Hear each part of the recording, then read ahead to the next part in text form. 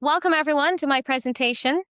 My name is Dr. Catherine Quinlan, and my goal in this webinar is to provide you with a sneak peek into some of my work related to my NSF-funded research on the lived experiences and narratives of African Americans in the STEM curriculum. So I want to begin today by really taking a poll to see who's with us. So as you do that, I want to thank those of you who attended my last webinar, my last presentation. I gave an introduction as to why I was looking at Gullah Geechee African Americans in the southern United States. And in this presentation, I'm going to merge some of my current work with a prior curriculum work I did and on cultural representation. This time I actually invited parents. I wasn't able to reach as many parents, but in addition to teachers, I did that because I wrote a book this summer, and that could be used also in the informal setting as well as the formal classroom setting. So by formal setting, I'm referring to the classroom environment, which is usually the official conventional way of learning, whether it's online now or a physical classroom where you have a designated teacher. And by informal, I'm thinking of other places outside of the classroom where uh, students also learn a great deal and spend a great deal of their time, whether at home, church, museums, and other settings in society. And these other settings, as you know, are usually more relaxed. So, and of course, right now that is blurred with COVID.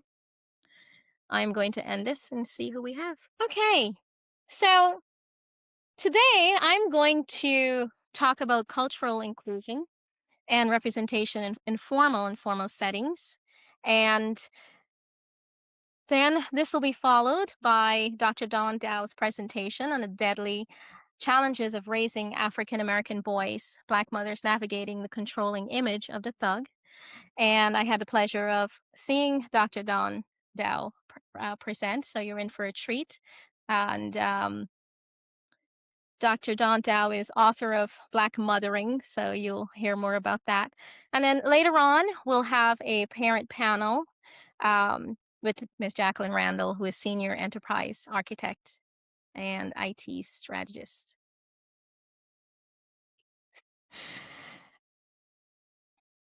Okay, so some of you have been fortunate to grow up in environments and read books and attend schools and go places, whether museums or camp, that reflect your cultural norms, backgrounds, upbringing. Others, especially African Americans and Blacks, have spent a great deal of time in our formal education, learning about other people's culture, norms, interests, and the likes from other people's perspectives, never really seeing ourselves in our everyday lives played out in everyday books that we read and in other places, such as museum. So the goal of my NSF research is really to create STEM curriculum and products that is culturally representative of Black heritage and more specifically African Americans. So my research continues to show me how important the role of everyday narratives, conversations, and lived experiences are in shaping who we are, who we think we are, and who we become. So this is true no matter what race you are. The issue is that often our quote-unquote prescribed place or position, quote-unquote, of Blacks in our society, often perceived as inferior, causes, or I should say requires us to be additionally reflective of this reality so that we benefit more from being aware, where others might benefit more from not being as aware and just continue living. So today in my presentation, I'm going to introduce my book that I felt compelled to write this summer, Keystone Passage, and the first book, To Africa and Back. And this will be followed by introduction to my curriculum that I created a couple of years ago, African Rock Art Image Analysis. Maybe 2 years ago, I started this, and give you some exemplary examples for cultural inclusion from my work and give you some insights into science education. So my rationale and support for my work can be found in my own interpretation of King and Swartz's book titled Heritage, Knowledge, in the Curriculum. And King and Schwartz described the culturally informed principles that connect Afrocentric theoretical concepts and emancipatory pedagogies. And I'll just read off this. Indigenous voice, they say, refers to the portrayals of all cultures and groups through the experiences of their members and historical events through the voices and actions of those who are present. Indigenous voice asserts that when a culture and group speaks, for name and define themselves, their textual presence mirrors their agency in life. And this is connected to their emancipatory pedagogies, which is question driven pedagogy. And that refers to teachers asking students thought provoking questions that build on and expand on what they know. In this, students experience Indigenous voice through the instruction when teaching and learning is a reciprocal and collective experience based on inquiry.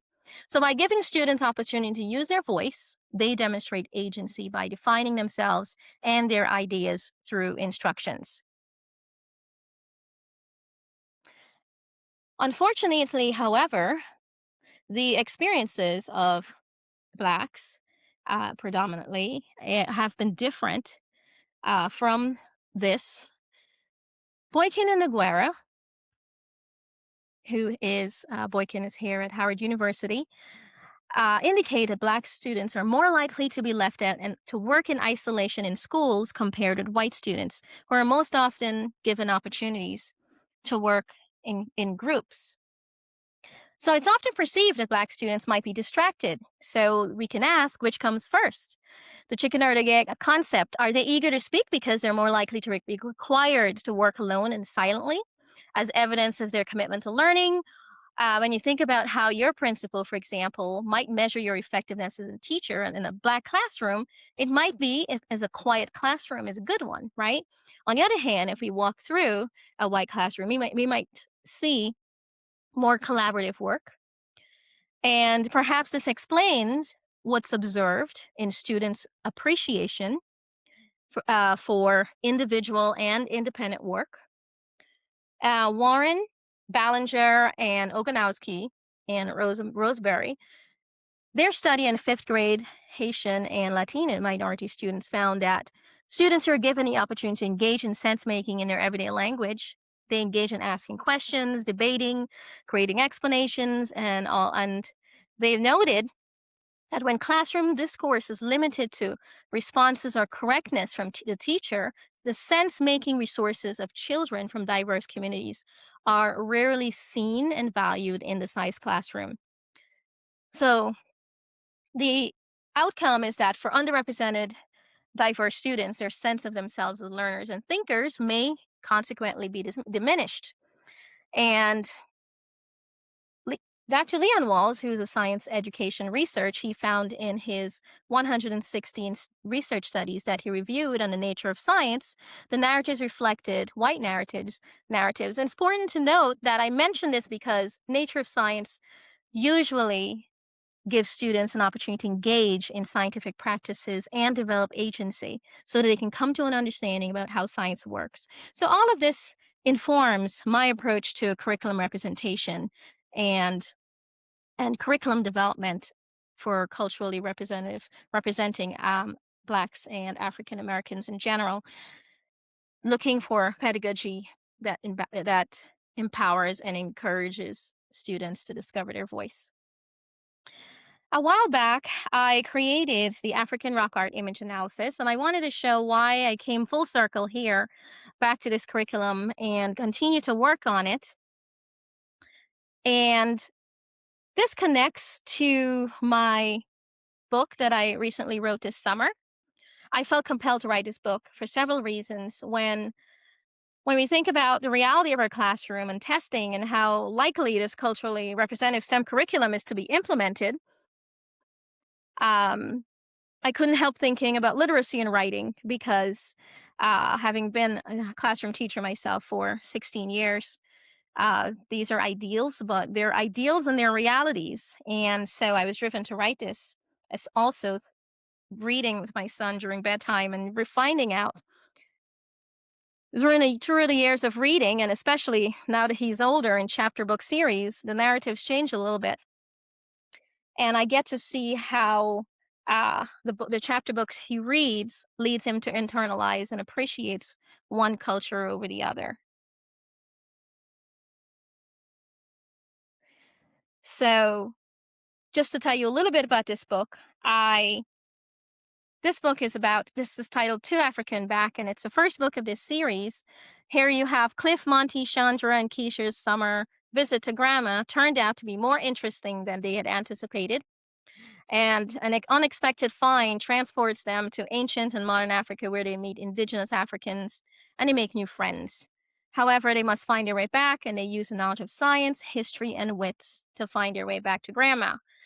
And this was really important too because my son loves adventurous books, but I couldn't find these kind of adventurous books that were representative of African Americans so that he could embrace some of the everyday, um, not everyday marriage, everyday ways of being that I read about. So, what does this all mean for science and for STEM? In an effort to include the African heritage and at the same time to provide students with an opportunity to develop agency and use their voice, I developed this African rock art image analysis around 2018 and published this article. So, the African rock art I refer to really is an expression and communication from Black African cultures that have existed for thousands of years. And scientists have used African rock art images as data and evidence to learn about science and cultures behind African rock art. And there's a lot of debate about methods surrounding African rock art and dating African rock art in terms of which methods are best, whose interpretations count, and whose lenses are most appropriate. So I'm just going to give you a quick outline of the article. And in this article, I talk about the Khoisan and an intersection between science, scientific research, intellectual property, law, government.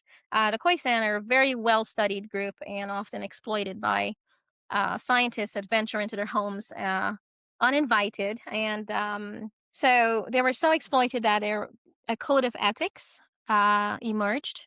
And you can also look at a YouTube video that I shared. And this article, I also talk about the Hoodia gardoni, which is an indigenous plant that the Khoisan often use to go hunting as an appetite suppressant, and our um, pharmaceutical companies here used or to as a dietary measures here. So there's just a lot of in my curricula connections.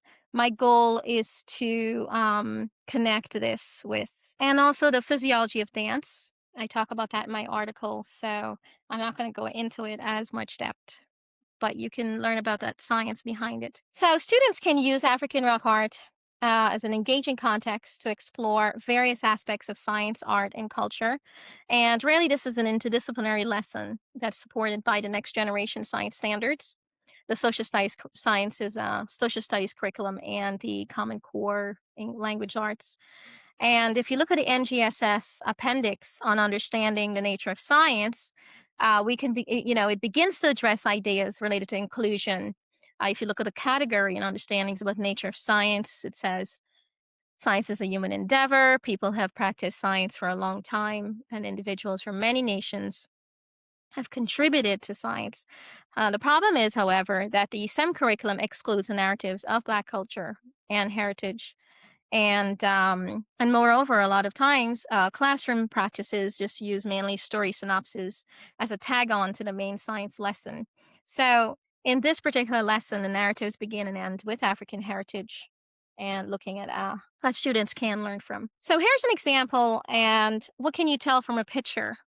And the significance of this actually in using African rock art images as data and is that even NASA scientists use images and pictures from the moon, satellite data, places that you really can't venture on. And when they were on the moon, they took pictures using Nikon cameras, right? And satellite images from such as the images that they use in the Mars Student Imaging Project from Arizona State University. And those are all the reasons I thought about using African rock art as data So the students get to explore scientific practices as well as learn about their African heritage. So in this engage, you can ask, what can you tell from this picture? There are students who've made several observations. If you look at the one on the left, uh, some students have mentioned that this is might have responses such as, oh, it looks like a family.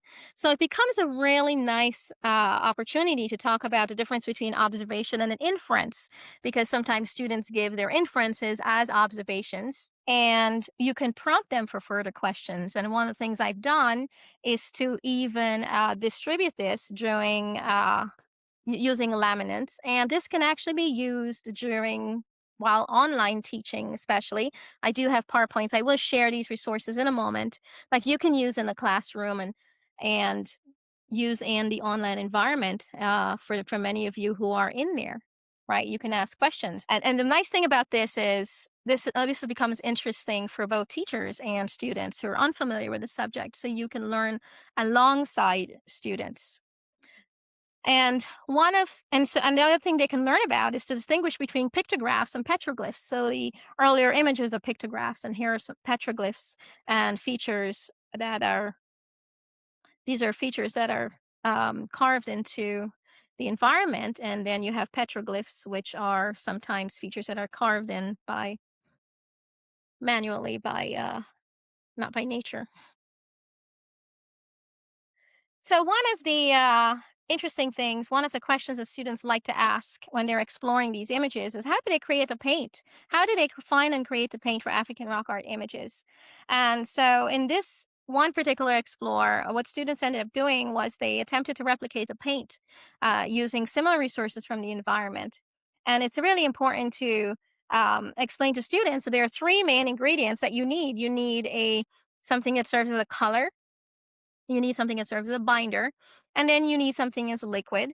And so we had a lot of fun just really explaining, exploring different ingredients from the environment. So this gives you if you look at color, where does it come from? Well, they use things like ochre, which is like a form of iron oxide from the environment, charcoal to get the black color, and you can use as your binder. Sometimes they use plant saps, and as you can see from the last email, they use sometimes a lot of different kinds of fluids.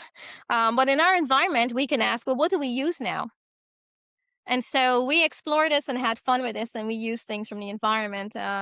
The equivalent of our plant sap, we looked at things like chocolate syrup. You can give it color, or if you wanted to go as far and use honey, you're welcome to.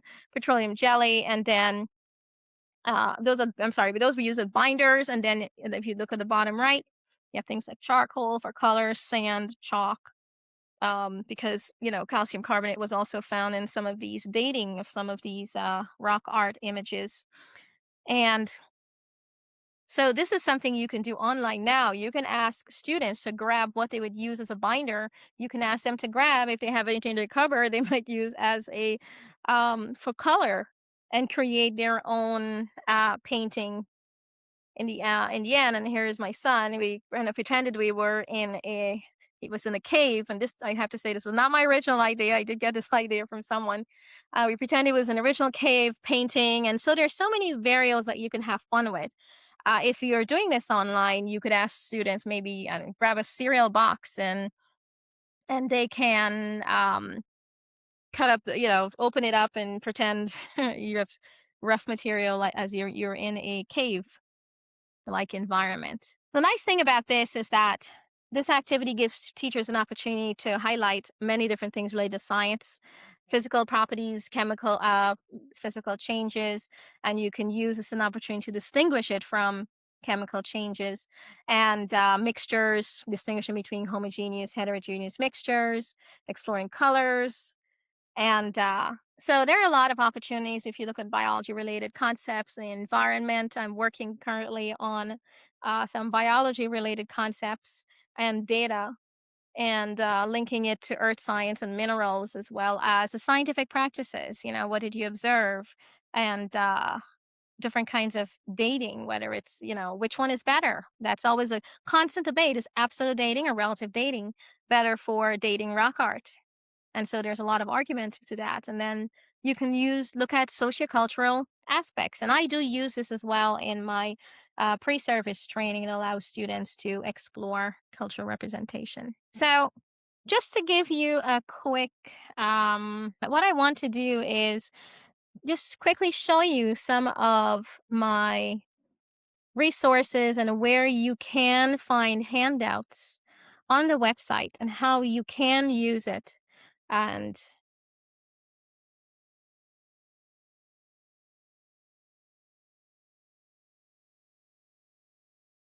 okay. So if you go to African Rock Art Image Analysis,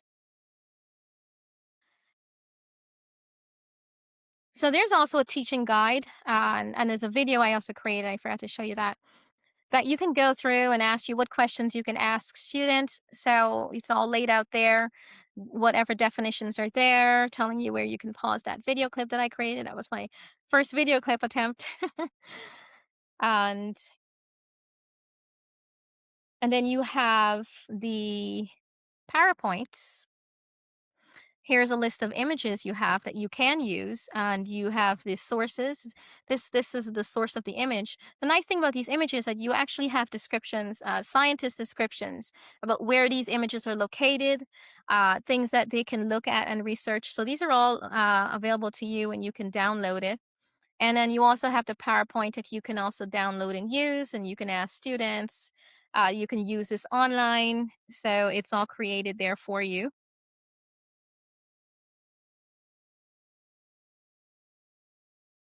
And also, I created some handouts that you can download where students can write their observations. I'm pretty sure I have different forms of these handouts for older versus younger, but this can be used in different grades. It'll be more sophisticated with older students. Okay, so I'm going to wrap this up and then give you a chance for questions. So next thing I come on to, so again, I link this. I brought this back here because I talked about African rock art image analysis that allows students really to learn about this in an informal setting, and you can have discussions with students and younger kids to do that. Okay. So again, I probably don't need to sell this too much to you as far as why cultural representation is important, but there are a couple of things to think about. And this brings me back to another study done by Dr. Leon Walls, where he looked at 24 third grade African American students who, when they drew themselves, a large percentage they drew themselves in general rather than drawing scientists when they were asked, you know, who a scientist would look like. And then they confirmed a large percentage that, the scientists were black or brown or simply their own. And according to Dr. Leon Walls, it's clear that this reflected a view that students saw themselves as scientists. However, when were asked to identify a scientist, their identification was stereotyped in gender, even though, and he did indicate that he didn't show them these stereotyped pictures. So it's really important to look at the role for modeling. Another reason is that there was another study by a researcher, Wong, who looked at British minority students, and he found that many of them felt as if they were venturing into uncharted territory, and their view of being a scientist was very racial and gendered. And so modeling is really important. And when I just want to define the concept of a model, it's a standard suitable or worthy of imitation, a representation that used as a guidance for Black students, and really a pattern for imitation. These are all dictionary definitions, a system or thing to imitate or follow. And a lot of the importance of modeling is brought out in Bandura's research, because modeling can take many forms. They can come from your community, your social interactions, they can be symbolic. And Bandura's research shows that being able to see people similar to oneself perform a task can raise self efficacy. Being able to visualize yourself in the same position, whether it's solving the same problem or applying a strategy, can build our self concept. So the thinking is, if others like me can do it, so can I. But however, alternatively, our thinking can be that if they can't do it, maybe we couldn't. Of course, this impact really will differ depending on, whether the role of the model, whether a person is close to you or whether they're purely symbolic. And however, Bandura's research showed the greater similarity, the greater the impact. And the same is true if the model experiences a challenge and is unable to rise from it. The impact could work against children. And so vicarious experiences become important when because children tend to have little or no prior experience in judging themselves and influencing the amount of uncertainty about their capability. And lastly, modeling conveys effective coping strategies that can boost self-efficacy of individuals, or self-efficacy meaning their feelings about their own inabilities, and help them to feel assured. I just wanted to highlight my more recent publication in expanding the science capital in K-12 science textbook. And so this work is really seminal to my work in the NSF project. And really, I did this before it began. And this, I just wanted to highlight and for those of you who did not attend the last webinar, if you go to the website and select videos, you will see these video clips that I created. These are video tips that are on the African American Gullah Geechee, as well as I added since then you can look for this part that says sugar. And so I'm going to stop here and address questions and see if there are any questions for me. And feel free to post in the chat any questions you have. So somebody asked, science, how the nature of science originates from Africa is somewhat preserved in the methods used. Okay. Yes. Absolutely. And that's where the Gullah Geechee African Americans come in. So yes, part of the biodiversity component that I'm working on right now relates to the Gullah Geechee African Americans and West Africa when it comes to food. Um, it's taken me a little while. I've spent the last couple months gathering sources of data because I really want students to be able to use this as an exploration, as an inquiry, rather than simply reading large chunks of information. So I've actually been collecting some information so that they can pursue mathematical explorations as well. So that's in the works, as well as I'm actually working on an animation that I was hoping to be done in time for this, which is why I scheduled this 2 months later. But I think it will take another month or so for that animation to be done. That was what I was hoping to introduce today. Okay, so I hope that answers your question. I see. Next question. How we incorporate into an after school program. Okay. Okay. So the South Carolina portion, absolutely. Any portion at all. Now, when you said South Carolina, are you indicating South Carolina specifically because you interact with predominantly Black students? I'm just curious. One of the things I also want to point out, and the nice thing about looking at African rock art is, Africans have created African rock art, and so have Native Indians. And so the nice thing about this is no matter who the students are, they get to explore and I've done this on very, very mixed classes. I should say predominantly white classes, as well as Black classes. And it's worked out really well. Students get really excited about learning about the African rock art. Of course, depending on the age of the student, it determines what type of question we explore. And I like really exploring the more hands-on portion with little kids. With other students, the nice thing is one of the website sources for the articles, which I have on my website, have articles that are fairly simple from National Geographic that they can read about and learn about different cultures. And for the South Carolina Gullah Geechee, if you look on my website with the videos, if we have time close to the end, then I'll bring that up again. Because those videos were taken in South Carolina and the Gullah Geechee Islands off the coast of South Carolina. and in certain parts of Georgia. So it was absolutely relevant. What are perspectives of non-Black teachers and educations on adopting this type of curriculum and prioritizing? Okay, so from so far, I've had, as a matter of fact, the classes I've implemented this in, let's see, have been Black and non-Black, and usually teachers embrace it. They're very excited about looking at African rock art data. I do have to say I haven't tested it on a lot of schools yet. As a matter of fact, I haven't done as much of the school testing as I've done professional development and conferences. And those who attend it welcome it. And I think what ends up happening is a lot of times people who welcome it are those who attend to hear. And because of the nature of the exploration, they're more open to it than probably some of the other things that I've created. I'd say they're most open to this because it's very, I guess to just say it bluntly, it's just very non-threatening. And allows them to just carry out an inquiry and have fun, and they can do art and they can explore dating, you know, just dating in general. So this is perfect. You know, it's interesting you mentioned that at-risk areas. I love doing these explorations with all students, no matter who they are, because they, they have so much to say.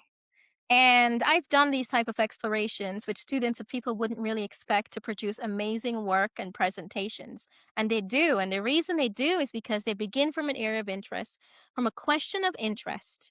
And I am about to wrap up, but I want to quickly just share one quick thing to just show you uh, as I think especially my recent work will be relevant for you in South Carolina, especially when it comes to, you talked about mental health. I think maybe you can email me and I'm happy to send you the last presentation so that you can see what this is about.